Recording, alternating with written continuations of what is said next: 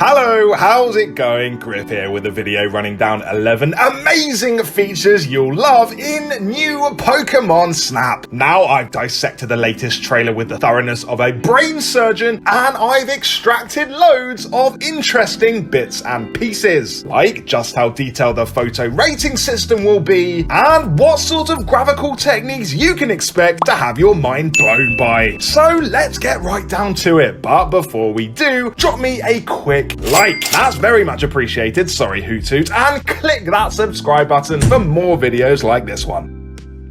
Alright then, so first on the list of amazing features you'll love in new Pokemon Snap is the change in developer. Pokemon's creator Game Freak is not developing this game. That will be welcome news to anyone who didn't think much of Game Freak's most recent Pokemon RPGs, Sword and Shield. Instead of Game Freak, Nintendo is working with Bandai Namco, who absolutely smashed it with 2015's Pokken Tournament. In my opinion, Pokken Tournament is still the high watermark for Pokemon graphics, and Bandai Namco are raising the bar yet again with new Pokemon Snap. 3D rendered Pokemon have never looked this good, so we're off to a good start.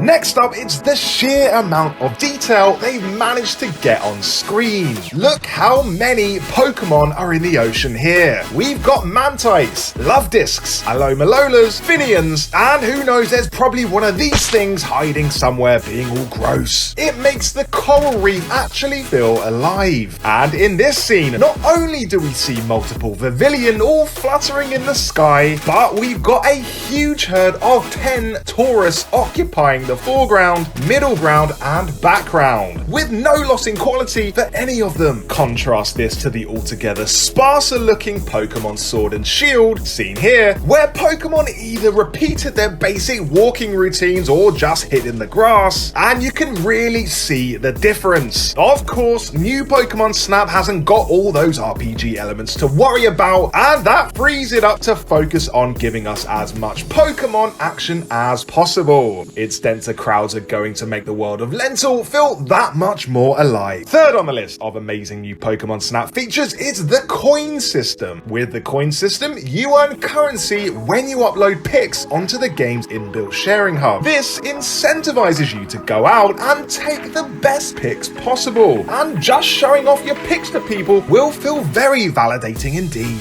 It's not clear how you'll actually earn coins at this point, but to me, a like system makes the most sense. The more likes a pic gets, the more coins you'll get. These coins will likely be used to buy more items, such as the fluff fruits, but I reckon you'll be able to buy customizables with it too. It would be nice to give this thing a paint job. Next up, let's get into the camera mechanics. For starters, I love that it's got a red light that blinks when you hover over a Pokemon, letting you know you've got one in the frame. The game could use this in interesting ways, like if there's a tiny Pokemon that's hard to see. As well as that, new Pokemon Snap is smartly limiting the amount of pics you can take during a run. This number goes down whenever you take a pic. That will prevent people like me just spamming the photo button. I'm awful. Onto the rating system now, and it seems to have improved massively over the original, which, you know, it's over 20 years old at this point, so no surprises there. As you can see, you're scored for what the Pokemon is doing, where it's looking, how many other Pokemon are in the frame, etc. But one cool thing is how it doesn't force you to have Pokemon in the center of the frame. Here, for instance, the players earned a 4-star rating for this pic of Apom, which shows the monkey-like creature off to the side. Good on Bandai Namco for respecting the rule of thirds. Now we're talking legendaries. You all saw legendary Pokemon Celebi at the end of the trailer,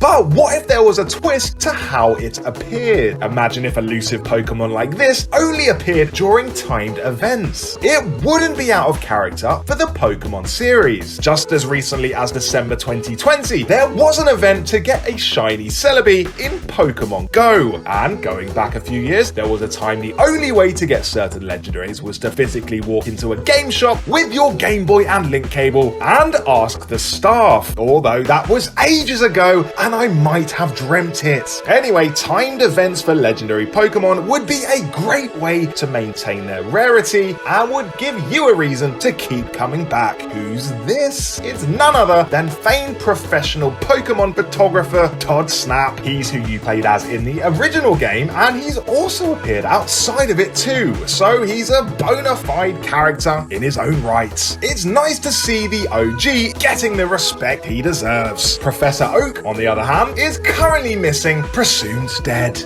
Now we're talking unique animations. As the narrator in the trailer says, you can discover behaviors and expressions that are rarely seen. For example, a surfing a lowland Raichu. And each Pokemon eats fruit in its own way. I see you, Tyranitar, and I admire you. It's worth chucking fruit to everyone just so you can see how they cram it into their mouth. And there are so many ways to interact with Pokemon too. You can throw fruit and see what they do with it, play them a melody and provoke some distinct response. Oh, that sure made Hoot Hoot happy. And even make them glow with some sort of unstable glowing compound. These things are called Illumina Orbs. They have different effects for different Pokemon. The main effect being making them radioactive. That does not seem safe. Onto the locations now, and there's incredible diversity in Lental. You'll traverse jungle biomes, the desert, grassy plains, beachy shores, nighttime forests, and even undersea areas. Maybe the Switch's inbuilt clock will make them correspond to the actual time where you are and let us see different Pokemon during different times. We can only dream. Also, it's not by accident your Neo 1 vehicle seems designed to be indestructible. So I reckon you'll visit some pretty dangerous areas too. Maybe a volcano. We're going to end on the graphics now, my favourite feature of new Pokemon Snap. And there are so many great details here. We've got particles, shadows, god rays, and a subtle wet sheen when Pokemon come out of the water. To show just how much the graphics have improved, let's compare trees. There's Sword and Shield on the right. As you can see, new Pokemon Snap has much better trees. So there you go, definitive proof it has the best graphics. Okay, so it's not the fairest comparison. Sword and Shield have a much bigger scope, but on a purely visual basis, new Pokemon Snap takes the win. And there we have it, 11 amazing features in new Pokemon Snap. I cannot wait for this game. It just feels more in line with the Pokemon spirit, rather than capturing and battling Pokemon, which I always feel bad about. Here you're observing them in their natural habitat, and, you know, occasionally pelting them with fruit. New Pokemon Snap comes out on Switch on the 30th of April, so mark that in your calendars. If you like the video, give me a like and subscribe to my channel for more videos like this one. See ya.